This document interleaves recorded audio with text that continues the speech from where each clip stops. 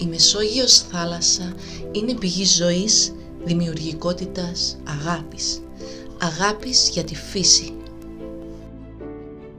Οι άνθρωποι της Μεσογείου, οι χώρες, οι διάφορες κουλτούρες μοιράζονται κοινές αξίες που έχουν οδηγήσει σε αξιόλογες συνεισφορές στη φιλοσοφία, την τέχνη, την επιστήμη, την τεχνολογία.